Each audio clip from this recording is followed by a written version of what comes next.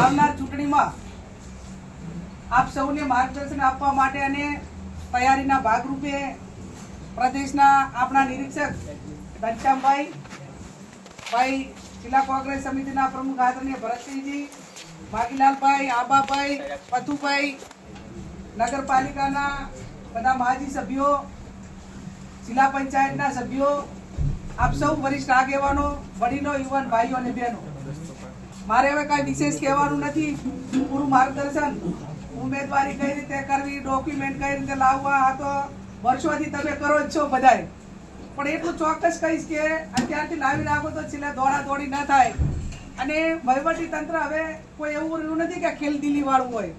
તમારું ટાઈમસર ફોર્મ ન ભરાય એના માટે કરીને છેલ્લે ઘડીએ કોઈ તમે દાખલો લેવા જો તો આના બાના કાઢીને અત્યારના અધિકારીઓ લોકશાહીને માનતા નથી, એટલે ક્યાંક ના આપવાના કારણે આપણે ફોર્મ ન ભરી શકીએ એ પ્રશ્ન ઉપસ્થિત ન થાય એના માટે કરીને તમે બધા જ કે જે એના ડોક્યુમેન્ટ હોય નિયમો પ્રમાણે એ પહેલા લાવી રાખો.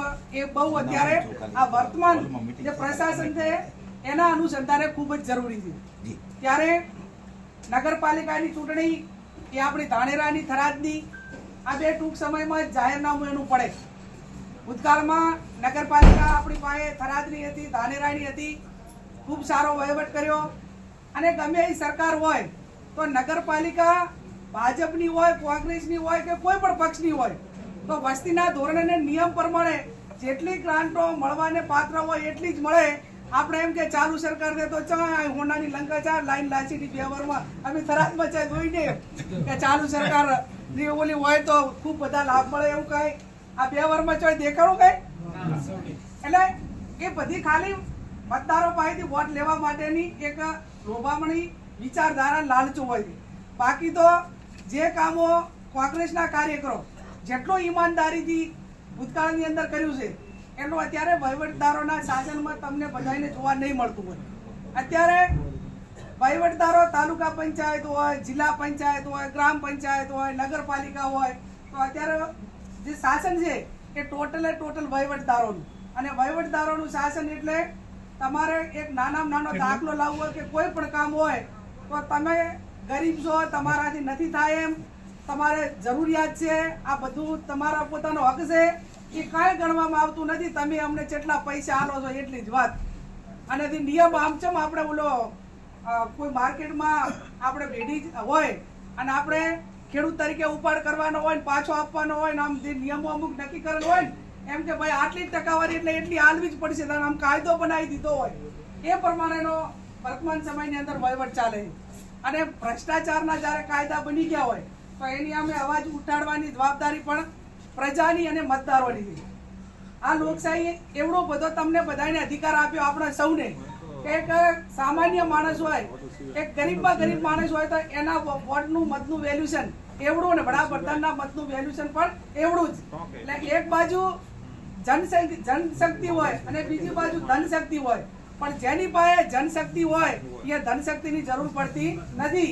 અને જો આપણે એકલા ધનશક્તિ જો ચૂંટણી જીતવા માંગતું હોય કોઈ તો આ લોકસભાની ચૂંટણી આપણે હમણાં 6 મહિના પહેલા જ જોઈ કે આપણી પાસે કઈ નતું, પણ આપણી પાસે જનસંખ્યા અને જનશક્તિ આપણા પાસે મોટા પ્રમાણમાં હતી. ને લોકો એમ માનતા હતા કે આ એક જ આ તરફી જો કાંઈ કરવા માંગતા હોય તો લોકશાહીને જીવંત રાખવાનું કામ એ બનાસકાંઠાના જિલ્લાના અનેક વખત દાખલા ભૂતકાળની અંદર જોયા છે. અને એવું આપણે આવનાર સમયની અંદર તાકાતથી આ ચૂંટણી માટેની તૈયારી બધે કરવાની છે.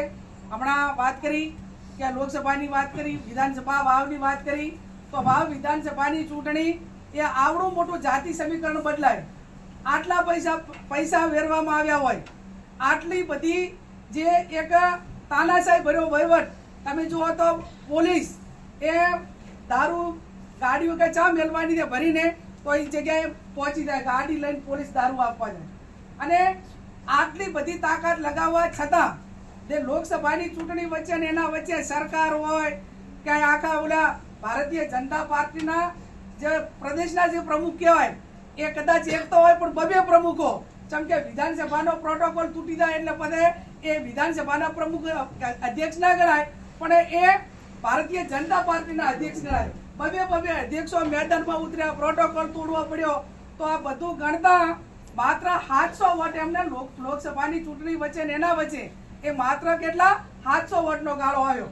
તો અભિનંદન આપું છું એ લડવૈયાઓને, ભાવ વિધાનસભાના મતદારોને, તમને બધાને પણ આભાર માનું કે તમે પણ ત્યાં હાગાવાલામાં ને એમાં માત્ર 700 વોટ જ એ આટલી તાકાત લગાવવા છતાં એ વધારે લોકસભાના પ્રમાણમાં મેળવી શક્યા.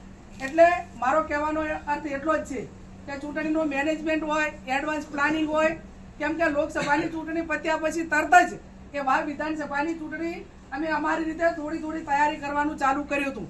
અને તૈયારી કરી એટલે અમે 90,000 પહોંચ્યા. નહીતર એક બાજુ જાતિ સમીકરણ મેં કીધું એમ એવડું મોટું ચાલુ સરકાર, મંત્રીઓ અને મુખ્યમંત્રી જોડે મિનિટે વાતચીત કેટલા તો મુખ્યમંત્રી બનાવેલા. બધાને એમ કે હાલો મુખ્યમંત્રીથી વાત કરો. હવે આપણા બિચારા મતદારો કે આગેવાનોને ચા ખબર છે મુખ્યમંત્રી બોલે છે કે કોણ બોલે છે. પણ આપણું ને ક્યાંક નાના મોટી લોભ લાલચમાં પ્રણવભાઈ આવીને થોડા ગળામાં એ સફળ થઈ ગયા. એટલે આવનાર સમયની અંદર આપ સૌને મારી વિનંતી છે કે જે પેનલ બનાવે એ વ્યવસ્થિત પેનલો બને, ઈમાનદાર વાળા, વ્યવસ્થિત લોકોના વચ્ચે લોકોનો ભરોસો કેળવી કે એવા, અને ગમે એટલો હમણાં